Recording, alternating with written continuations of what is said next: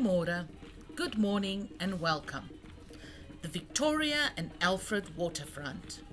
From an industrial dead zone on reclaimed land rose a tourist hotspot that surprisingly is also part of the new heart of the city and connected to local communities.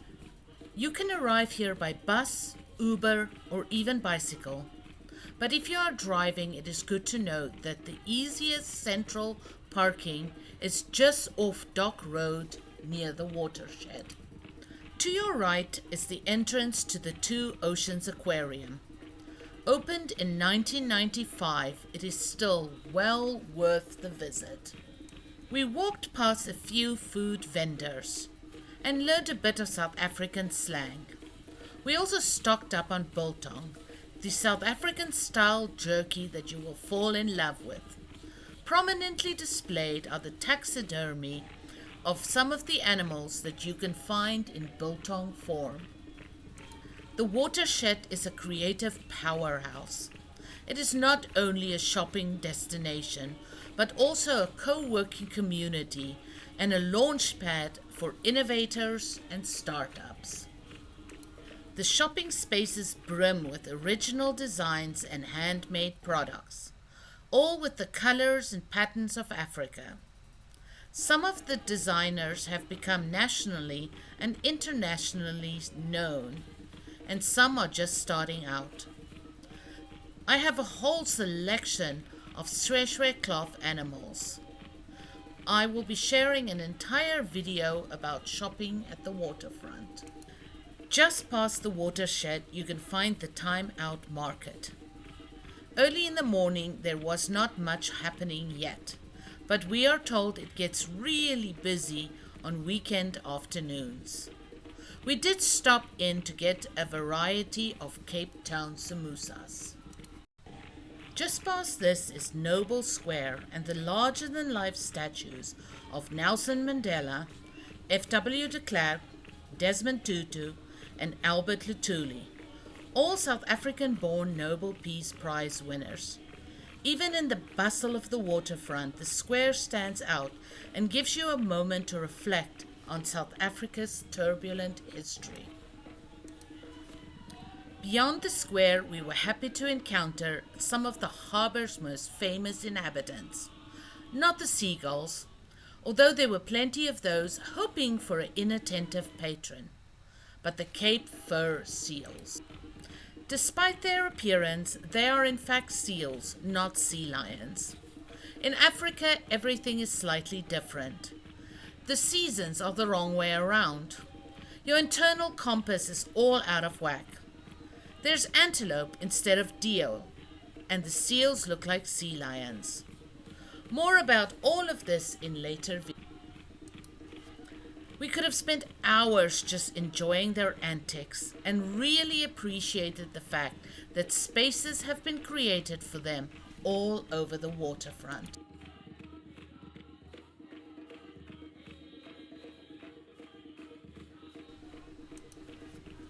For the best souvenirs in the waterfront, head to Indaba. It has an overwhelming selection of colors and patterns. Take the time to brush up on your knowledge of the Big Five and find colorful versions of all your favorite African animals. Take home a beautiful piece of pottery, beadwork, basketry, or cloth, and it will enhance your home and keep spreading good cheer. Just across the road is the African Trading Post. When I win the lotto, I am coming here to get some of the amazing sculptures.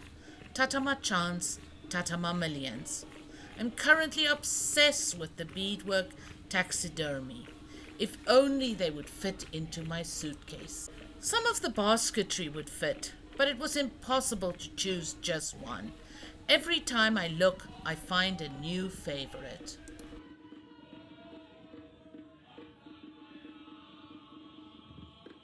Nearby, the waterfront echoes with the sounds of drums and singing.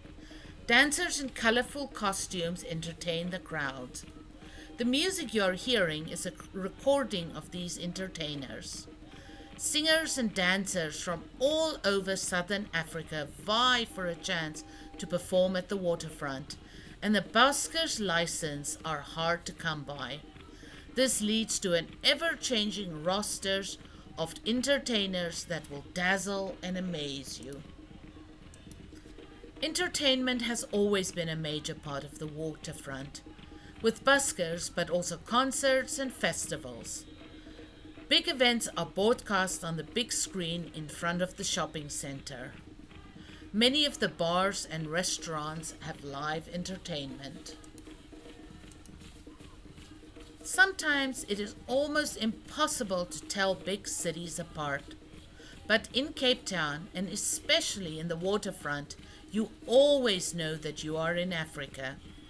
This is one of the reasons that Cape Town always ranks as one of the best tourist cities in the world.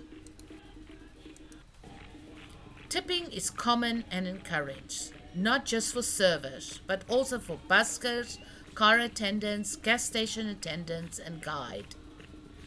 Tip often and tip generously. It was clear that these entertainers was not just going through the paces. They were enthusiastic and engaging. Just past the entertainers, you will find the famous penguin statue. For those wondering, he is called the Save Our Oceans penguin. And past him is the Clock Tower Bridge. The bridge is a swing bridge and it rotates out of the way when a ship passes. Beyond the bridge is the Red Clock Tower. This Victorian Gothic style tower was built as the port captain's office in 1882. The clock was imported all the way from Edinburgh. Inside you can still find the original clock mechanism, as well as an old tidal gauge mechanism.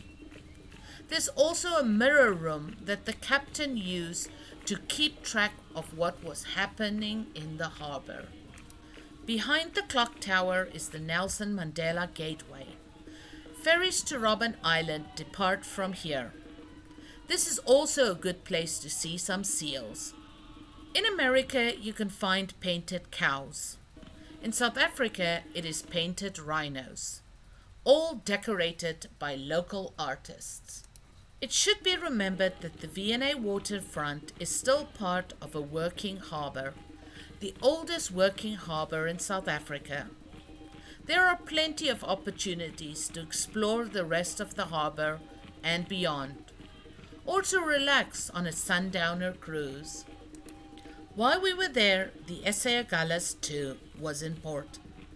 This is a specially designed South African icebreaker and polar supply vessel.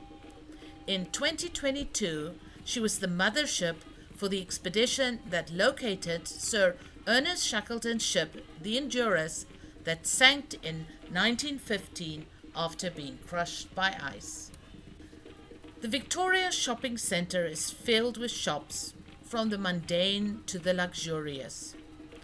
You can browse through high-end international brands or replace the toothbrush that you forgot to pack. Down in the basement, you can even stock up on food and snacks at Pick n Pay and Woolworths. Shopping centres are still very much alive in South Africa. Don't let my photos, taken late on a weekday afternoon, fool you. Especially over the weekend, the centre is bustling with shoppers, both local and travellers. One of the newest signs in the waterfront is the Contours of the Cape. It is based on the geographical contour maps of the mountains that surround Cape Town. From Table Mountain itself and Lion's Head, to Paarl Mountain, Stellenbosch Mountain, and the Hottentot Holland Mountains, all that can be seen on a clear day far in the distance.